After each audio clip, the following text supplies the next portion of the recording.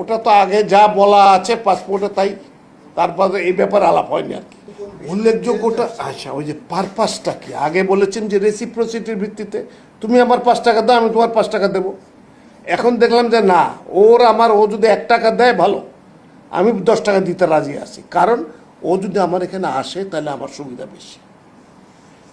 এখন তার যদি আমি যে আপনার এই বাংলাদেশে একজনের পত্র লাগবে, আগে এগুলো চাহিদা ছিল, তারপরে বহু রকমের ফ্যাকড়া ছিল, তো ওই করে করে ভিসা পাইতে পাইতে ওর যে আসার উদ্দেশ্য শেষ হয়ে যেত।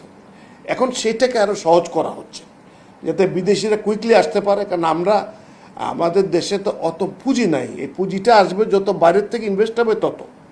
তো অন্য জায়গার সারপ্লাসগুলো আমরা টানার চেষ্টা করছি, এটাই না। এই পলিসিটা হলো শুধু বিদেশিদের ভিসা দেওয়ার জন্য মূলত। তবে বলেছেন এইটা এখন আমরা যে মোটামুটি যে কম্পিউটার সিস্টেমে যাচ্ছি, তাতে আর লোকজনের আসা যাওয়া আর পাসপোর্ট নম্বর আর চেহারা আর এই ফিঙ্গারপ্রিন্ট লুকানোর কোনো বুদ্ধি নাই, ফলে এগুলো এখন খুব কুইকলি অ্যাসেম্বল করতে পারে। এটা এসবিও পারে, ইমিগ্রেশন সময় যখন আসে তাদের কাছে নাম থাকছে, নাম্বার থাকছে, কে কবে ঢুকলো কবে বেরোলো, তো ওইটা শুধু বসে ইন্টেলিজেন্টলি দেখা দরকার এখন এনফোর্সমেন্টে। মানে গভর্নমেন্টের এফিসিয়েন্সি আরও বাড়াইতে হবে, সেইগুলোর দিকে চেষ্টা চলছে এখন। ধন্যবাদ। This a very intelligent question, but is a very pertinent question as well. দেখেন, ব্যবসায়ীর ড্রাইভিং ফোর্স একটাই, যে ওখানে যদি ইনভেস্ট করি তাহলে যাওয়ার আগে যদি আমি একটা পাহাড় তুলে তুলি, তোমার এই নাম কি, বাপের নাম কি, দাদার নাম কি, তোমার ওই বাড়িতে ছাগল কয়টা আছে, এই সমস্ত প্রশ্ন তো আর করার কোনো জাস্টিফিকেশন নাই এখন আর। তাকে যত সহজ করে দেওয়া, যে তুমি একবার আসলে ব্যবসায় ইনভেস্ট করতে আসছো, ঠিক আছে, তুমি 1 বছর ভিসা তোমার দিয়ে দিলাম, মাল্টিপল ভিসা, তুমি যতবার ইচ্ছা আসো, বা 5 বছরের দিলাম বা 3 বছরের দিলাম, তাহলে সুবিধাটা কী হবে? সে তার সুবিধা মতো এখানে আলাপ আলোচনা করতে পারবে। আর এখানে যখন থাকবে তো ডলার খরচ করে থাকবে এই জায়গায়, ওর কাছে তো আর বাংলা টাকা আয় করতে পারছে না, সে ডলার খরচ করতে থাকবে, এই টাকাগুলো আমার দেশে আসবে।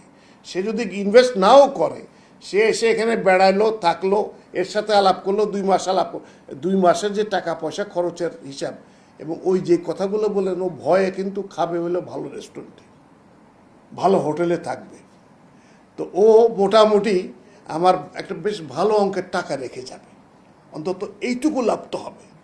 তবে সবচেয়ে বড় ব্যাপার যে বাংলাদেশের ইকোনমিতে যে পরিবর্তনগুলো আসছে, যে সুবিধাগুলো দিচ্ছে, এবার যে ফ্রি ইকোনমির যেটা করা হয়েছে, কি ওটাকে ফ্রি ট্রেড জোনের জন্য 2টা জায়গায় আগের ইয়েতে বলেছিলাম করা হয়েছে। তো ওই জায়গায় ইনভেস্টমেন্ট দেখলে লোকজন দৌড়ে আসবে, ওরা এসে টাকাটা করবে যে ভাই আমি টাকা দিচ্ছি, তোমার লোক লাগবে না, আমি টাকা লাগবে না, আমি দিচ্ছি, আমি তো তৈরি করে নেবো, আমার জায়গা দিয়ে দাও তুমি। ওই এখান থেকে লোক লাগায়, প্রাইভেট সেক্টর লোক লাগায়, এগুলো তৈরি করে ফেলবে, এই সুবিধাগুলো পাবো আমরা।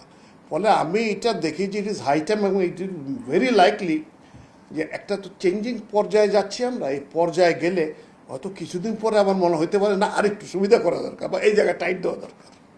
এই ক্যাটাগরি অ্যাবাউট 34 টাইপের করা হয়েছে, এগুলো বলতে গেলে বিশাল কেসা হয়ে যাবে, সেটা আমি পরে আরেকদিন আপনাদের কাছে সব কপি দেবো ইনশাল্লাহ। এই সম্বন্ধে আমার কিছু জানা নেই এই মুহূর্তে, কেন আসছে, হয়তো এর আগের চুক্তি ছিল, আমরা পয়সা দিয়েছিলাম, সেখান থেকে কেনা হয়েছিল, হয়তো সেটা হয়তো আসছে, আমার ঠিক জানা নেই কী জন্য হতে পারে, আমি বলতে পারছি না, আমার জানা নেই বিষয়টি। না, এই মুহূর্তে আলাপ হয়নি, এটা হবে, সামনে আলাপ হবে, এই বিষয়ে আলাপ হবে, যে এগুলোর এক্সিকিউশনটা দ্রুত